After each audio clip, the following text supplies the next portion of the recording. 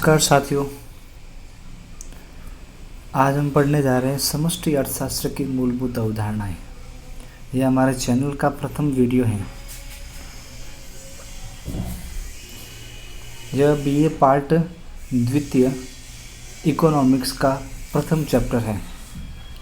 इसका शीर्षक है प्रथम समष्टि अर्थशास्त्र की मूलभूत अवधारणाएं।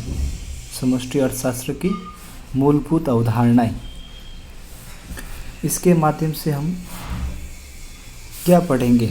सबसे पहले समष्टि अर्थशास्त्र की मूलभूत अवधारणाएं पढ़ने से पूर्व हमें यह ज्ञात होना आवश्यक है कि समष्टि अर्थशास्त्र किसे कहते हैं। समष्टि अर्थशास्त्र किसे कहते हैं? समष्टि अर्थशास्त्र का अर्थ है किसी एक देश की संपूर्ण रूप से उसका अध्ययन करना, चाहे वह समग्र मांग हो सकती है, समग्र पूर्ति हो सकती है, गरीबी हो सकती है, ये इसके अंतर्गत शामिल किया जाता है। जबकि जो व्यष्टि अर्थशास्त्र होता है, व्यष्टि अर्थशास्त्र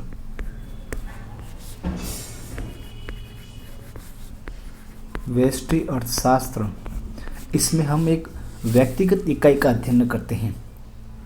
जैसे मांग हो गई,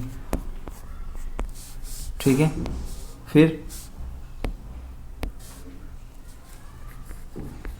पूर्ति हो गई,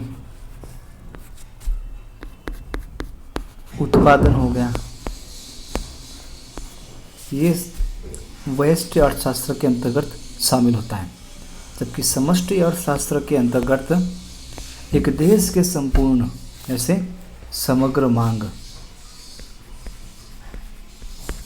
समग्र मांग, एग्रीगेट डिमांड, फिर आता है समग्र पूर्ति,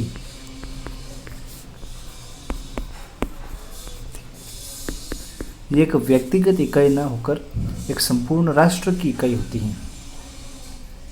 इसमें बेरोजगारी भी शामिल होती है, ठीक है, आर्थिक असमानता, गरीबी, आर्थिक विकास इत्यादि शामिल होते हैं समष्टि अर्थशास्त्र के अंतर्गत। अब आर्थिक विश्लेषण की विधियाँ, यानी ये जो समष्टि अर्थशास्त्र के अंतर्गत जो मूल अवधारणाएं दी हुई हैं, इनका अध्ययन किन की विधियों द्वारा किया जाता है? तो आर्थिक विश्लेषण की विधियों के अंतर्गत पहला है तत्समक, यानी आइडेंटिटी और इक्वेशन। मैं माफ़ी चाहता हूँ, इक्वेशन का हिंदी अर्थ है समीकरण। दूसरी जो विधि है वह है स्टॉक एवं प्रवाह। तीसरी जो विधि है वह है स्थैतिकी यानी स्टैटिक्स, तुलनात्मक स्थैतिकी यानी कंपैरेटिव स्टैटिक्स, और प्रावेगिकी यानी डायनामिक्स, ठीक है, डायनामिक्स। अगली जो है विधि वह है आंशिक एवं सामान्य संतुलन, यानी पार्शियल एंड जनरल इक्विलिब्रियम। फिर अगली है वास्तविक सकल राष्ट्रीय उत्पादन, यानी रियल ग्रॉस नेशन प्रोडक्ट। फिर है सकल राष्ट्रीय उत्पत्ति डिफ्लेटर, यानी जीएनपी डिफ्लेटर। फिर आती है समग्र मांग और समग्र पूर्ति। इनके माध्यम से हम, इन्हीं सभी विधियों के माध्यम से हम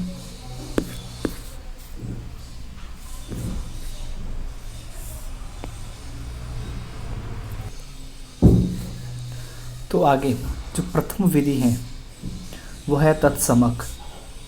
तत्समक यानी आइडेंटिटी, तत्समक यानी आइडेंटिटी।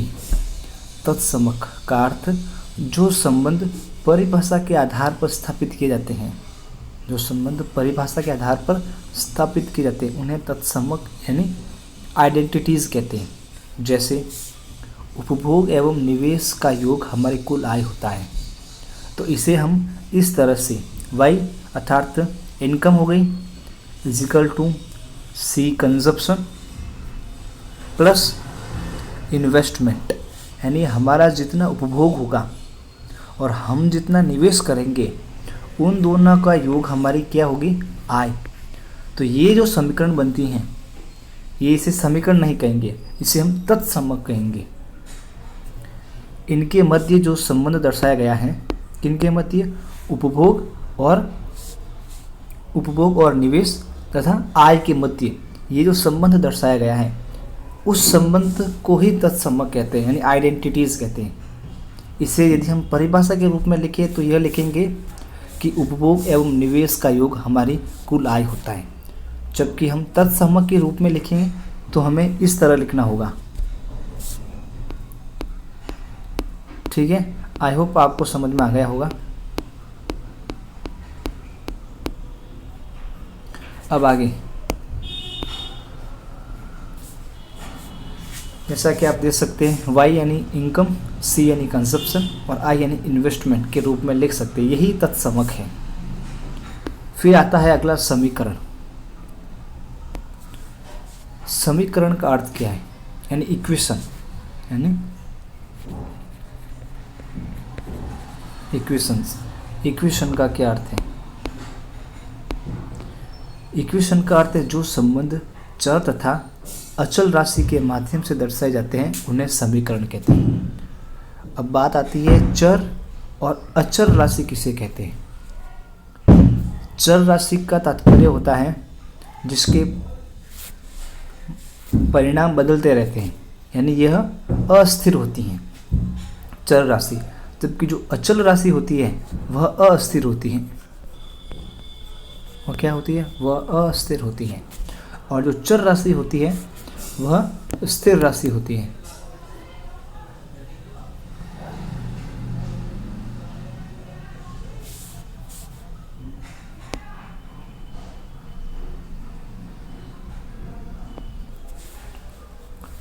समीकरण का अर्थ है जो संबंध चर तथा अचल राशि के माध्यम से दर्शाए जाते हैं उसे समीकरण कहते हैं।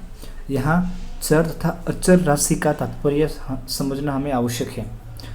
चर राशि का तात्पर्य होता है जिसके मान अस्थिर होते हैं, अर्थात उनके मान समय समय पर विभिन्न कारणों से बदलते रहते हैं।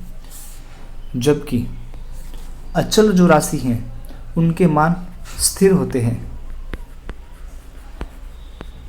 यानी एक बार जो उसके मान आ गए हैं वो मान स्थिर रहेंगे। और जो चर राशि हैं उनके मान अस्थिर होते हैं, यानी ये समय समय पर विभिन्न कारणों से बदलते रहते हैं। जैसे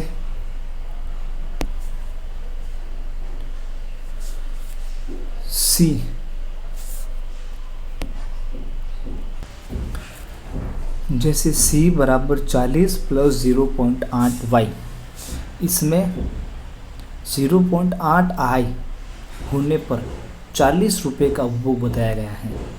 ठीक है, इसमें उपभोग जो है वह अचल राशि है। उपभोग क्या है? अचल राशि है।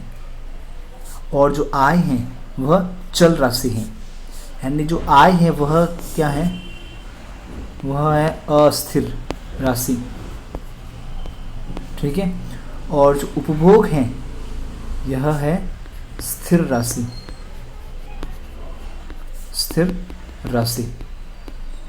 इसका तात्पर्य यह हुआ कि यदि आय में कितनी भी कमी हो जाए अथवा आय में कितनी भी वृद्धि हो जाए, 40 रुपये का उपभोग तो होगा ही होगा। ठीक है, ये इसमें बताया गया है इसके माध्यम से। उसके बाद में इसमें इतनी आय होने पर 40 रुपये का उपभोग बताया गया है। इसमें उपभोग अचल तथा आय चल राशि है। अचल राशि C सदैव स्थिर तथा चल राशि Y यानी आय अस्थिर होती है, यानी बदलती रहती है, जबकि जो उपभोग हैं वह सदैव स्थिर रहती है। तो जब हम किन्हीं आर्थिक अवधारणा का संबंध समीकरण के माध्यम से प्रदर्शित करते हैं तो उसे समीकरण कहते हैं। यह एक विधि हो गई। उसके बाद में आता है स्टॉक एवं प्रवाह। स्टॉक एवं प्रवाह।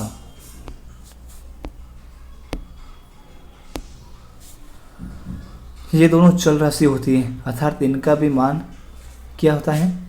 बदलता रहता है। यह अस्थिर राशियाँ होती है। अब स्टॉक पढ़ते हैं। स्टॉक वह मात्रा होती है जो एक समय के विशिष्ट बिंदु यानी specific point of in time पर मापी जाती हैं, जबकि प्रवाह वह मात्रा होती है जो एक विशिष्ट समयावधि यानी स्पेसिफिक पीरियड ऑफ टाइम के रूप में ही मापी जाती है। इसका अर्थ क्या हुआ? इसका अर्थ यह हुआ कि स्टॉक जो होता है वह एक विशेष समय बिंदु जैसे एक बांध है, ठीक है, और यहाँ से एक नदी आ रही है, तो 31 दिसंबर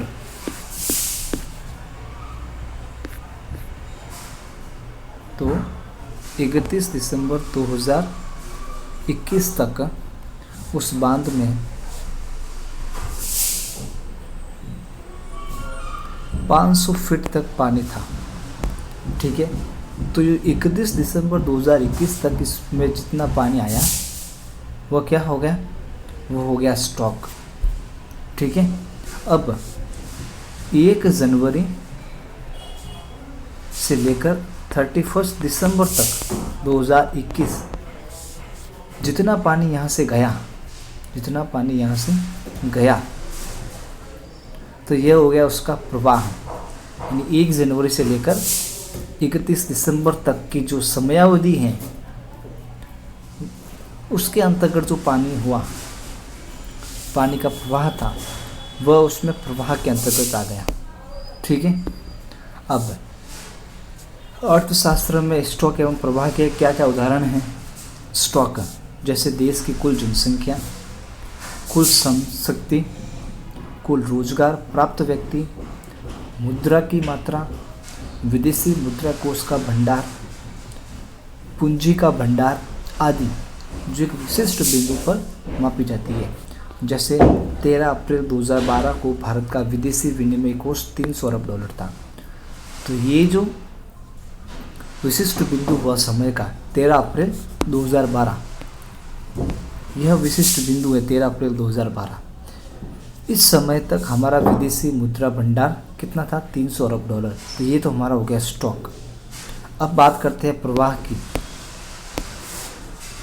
जबकि प्रवाह जैसे राष्ट्रीय आय, राष्ट्रीय निवेश, वार्षिक निर्यात, आयात की मात्रा, रोजगार में वृद्धि, वार्षिक घाटा आदि जो एक समयावधि के आधार पर मापे जाते हैं।